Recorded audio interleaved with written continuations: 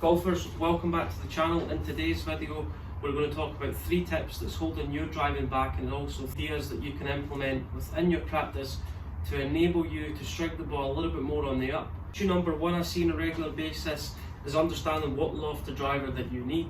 What you need to do is understand your club head speed, so how fast you swing the club dictates how much loft you have in the club. What we see on a regular basis is people taking too little loft when they swing the club at a relatively slow velocity, so they don't swing the club as fast as they'd like. Vice versa, if somebody that's got quite a significant amount of club head speed, the more loft that we've got on the driver, the more spin we're going to create on the golf ball. So go and get a fit in. Issue number 1 is understand your own equipment. Is the equipment suitable to you and is it compatible with your swing shape?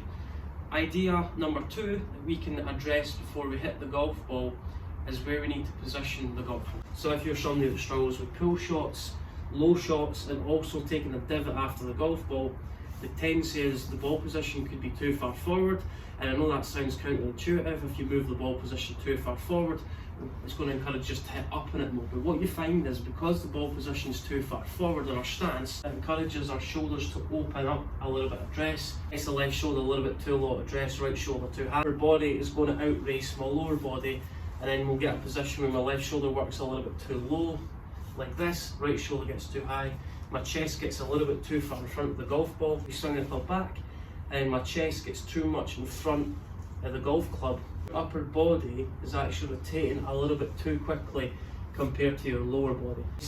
Starts to open up too quickly, left shoulder gets too low too early, right shoulder gets too high, chest spins open too quickly, and we get an impact position where my right shoulder races out towards the golf ball too quickly, chest opens up, we get a little bit too much ahead of the golf ball. Other end of the spectrum, where we see a lot of golfers who place the golf ball a little bit too far back in the stance, the ball position is too far back, we know the ball position is too far back in our stance, so as we rotate to the top, instead of sliding forward where we're going to drive the club into the ground, I'm going to take a big divot after the golf ball, which is not suited the driver. Position is too far behind the middle of our stance, we start to fall back the way, and any time that we fall back, our weight's going to be positioned on our right side.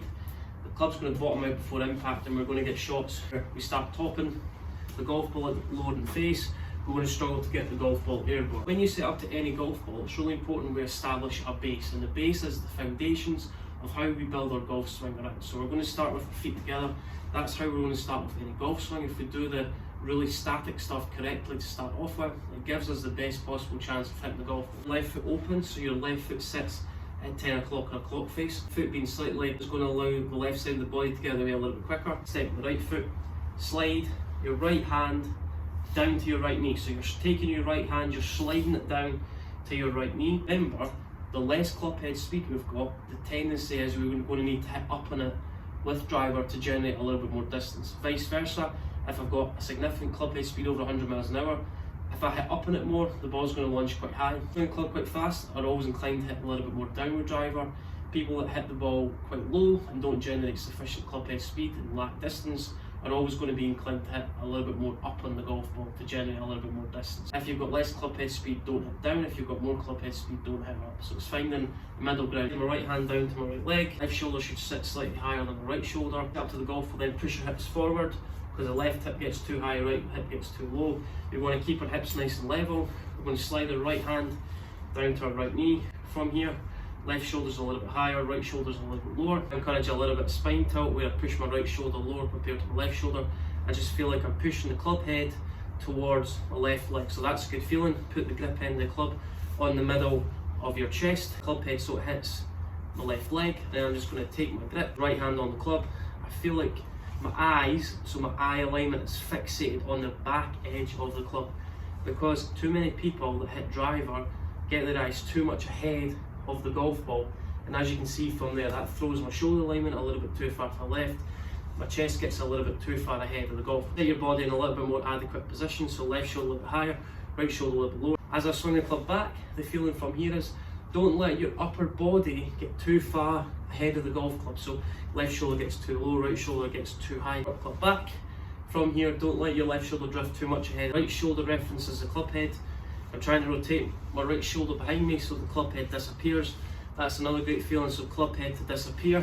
As you can see from there, I've got a little bit more weight loading into the instep of my right foot. To impact, don't spin the chest open too quickly, so don't spin the chest open too quickly. Get to the top, right shoulder's going to work a little bit more behind you. Then as we start down into impact, pressure starts to move into my left side by the time I finish my backswing. Club head to the top, right shoulder going behind me, all my weight feels like it's sitting into my right heel. The feeling from here, get to the top of the backswing, I'm moving my weight a little bit more into my left side as I get to the top of the backswing. Like I'm sitting down a little bit more into the shot. So as I come into impact, the more I sit down, the more I'm going to enable my body to spring back up.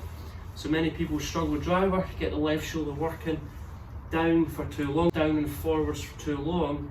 And as you can see from there, as my left shoulder works down and forwards, shaft lean at impact. How many people struggle with driving is it correlates back to issue number one, where they get to the top of the backswing, they create this nice rotation, right hip going back, right shoulder going back, nice upper body ribcage rotation. Then as they start down, chest gets too far ahead of the golf club in position. They'll look something like this. Shaft steepens due to the chest spin open.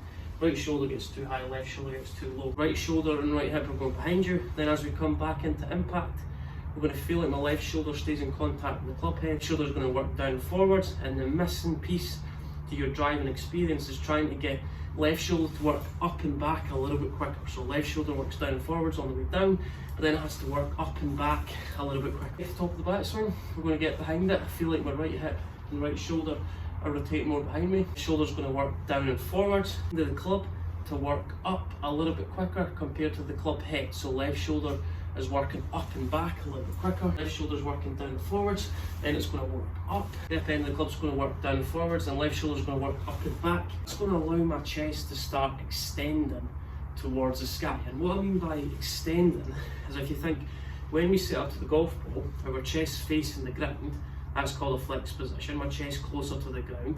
And then as we come into impact, then it's going to start to elevate towards the sky. Left shoulder's going to go down and forwards, then my left shoulder's going to go up and back. How many people struggle is to get the chest a little bit too much ahead of the grip end of the club.